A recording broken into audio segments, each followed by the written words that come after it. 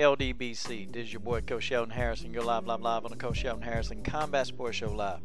Hey guys, shout out to Fallen 1Z, man, for telling me about this fight. You know, I don't keep up with the women's boxing as much as I need to. I more so keep up with women's MMA, but I've got to kind of start getting into that if I want to report on women's combat sports. But, you know, I watched this fight to its entirety, man. Look, man, this fight was one-sided. Claressa Shields went in there and destroyed this girl. One thing, though, I'll give this LeBlanc girl. I mean, Sydney LeBlanc, damn, she got a chin. This woman has a chin, man, like straight up. I mean, as far as punching bags go, this one got a chin. You know, Claressa Shields went in, she dominated. She took the 7th round off, mainly of just dodging punches, the ones that LeBlanc actually threw. You know, it would have been nice to see LeBlanc throw some punches, get her offense going, but she was too out of shape, man. She was too out of shape. She was too flat-footed.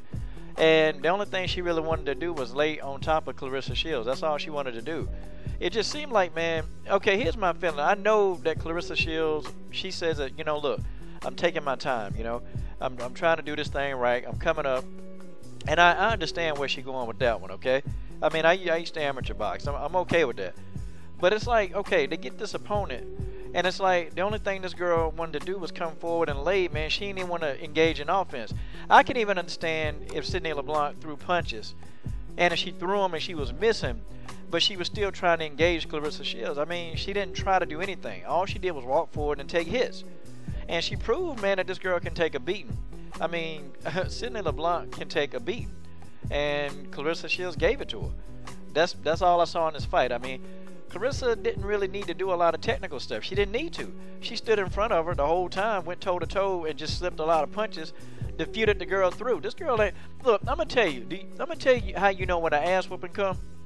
This is how you know when somebody finna get their ass whooped.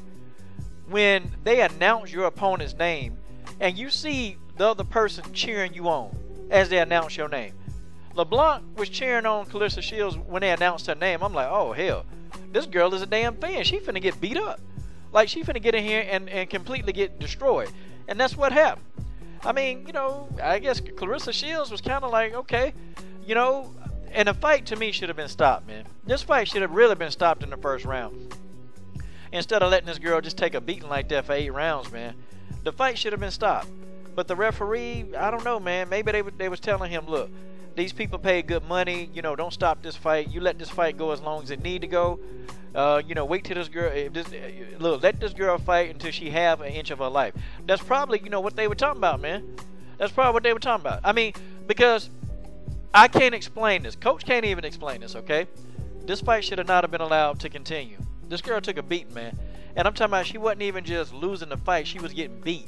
I'm talking about she was getting beat on, a beating. I mean, I don't know. I kind of feel bad for this LeBlanc girl, but then I started blaming her trainers. How the hell did you let this girl come in? And maybe I'm misinformed. Maybe if this was a short notice fight, I understand. Because I didn't research that far in to see if LeBlanc took this fight on short notice. But if she didn't, you know, how do you even allow your fighter to get in the ring with the caliber of a Claressa Shields and you're not even in shape? Like, how do you do that? Like, how does this girl come in here this out of shape? I give it to her to be an out of shape couch potato that probably, you know, sat on her ass and farted for the whole training camp. Claressa Shields couldn't knock this girl out, man. She couldn't knock her out. She couldn't do nothing with her, man. The more Claressa Shields hit this girl, the more that this girl kept coming forward, okay? You know, I understand Claressa, she says, hey, I'm young in my boxing career. I'm young. But listen. She need to be tested. And be honest with y'all, I mean, there are a few names out there, but in women's boxing, the names are like, they're very few. They're very few. I mean, in her defense, there are very few names. I mean, who is she going to fight? I mean, you got a couple of people overseas in the UK that are pretty decent. I mean, you got Katie Taylor, but, you know, maybe the weight thing may be a differential. I mean, see, I don't know. The weight thing might be a differential. It could be. You know, but what has to happen, man?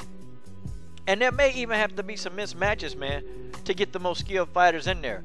But as far as women's boxing is concerned, the skilled fighters, the more skilled fighters are going to have to fight each other. I mean, regardless of weight, you know. Now, if somebody got like a 30 or 40 pound weight advantage, no, don't get in the ring with them. But I'm talking about maybe like a 10 or 15 pound weight advantage, man. They gotta fight, because the sport of women's boxing, it needs to grow. And I think Claressa Shields is doing a good job, but you know, we need the fighters like Ton Jones. You know, they need to be, you know, they need to be represented. They need to be like out there. They need to be promoted. And Ton is with Mayweather Promotions, man. But see, only a few people even know when she fights. Like this fight right here, I found out from Fallen 1Z that this fight was happening, because it's just not highly publicized like that.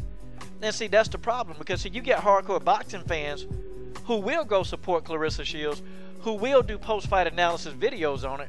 I mean, who will talk about the fight. But these promotional companies, man, they got to get it out there. They promote everything else. They put everything else on TV. They put everything else on ads. They can do it right here on YouTube, because we're going to see it and we were like, oh, okay, damn. You got Claressa Shields fighting. Or when we, you know, Google, we type in Google, we see fights that's coming up on news stories, you know. And then when you go to boxing scene, you kind of see it, but it's one of like the little mini articles, you know. It's one of the real mini articles that, you know, you're overlooked if you're not paying attention. And I'm glad that Claressa Shields won this fight, man, but I'm kind of like, okay, all right. So now, I want to see her in there with somebody who they're actually going to respond, they're going to fight. And it may even have to, you know, it may have to come to fighting somebody heavier who's skillful, or fighting somebody who's lighter who's skillful. Doesn't matter. Because as far as women's boxing is concerned, you know, I'm a hardcore fan, and I'm still learning all these weight classes and who's in the weight classes and what they do. You know, I know who Cecilia Brækhus is. I know who that is, okay? You know, I know who Claressa is. I know who Marnell Cornejo is, okay?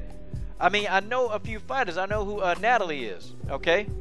Natalie Jones, I know who that is. But, you know, it's like, okay, start putting this stuff out there. These promotional companies, start buying ad space on YouTube, because your hardcore boxing fans are right here on YouTube. And most of us, honestly, probably would support it.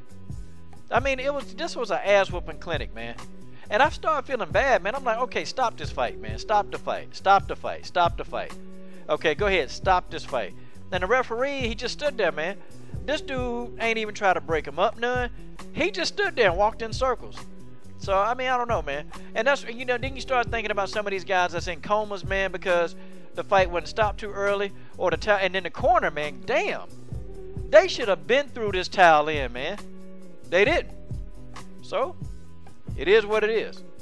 This is your boy, Coach Shelton Harrison. I'm done. What are you guys waiting on? Subscribe to the best women's MMA platform on YouTube.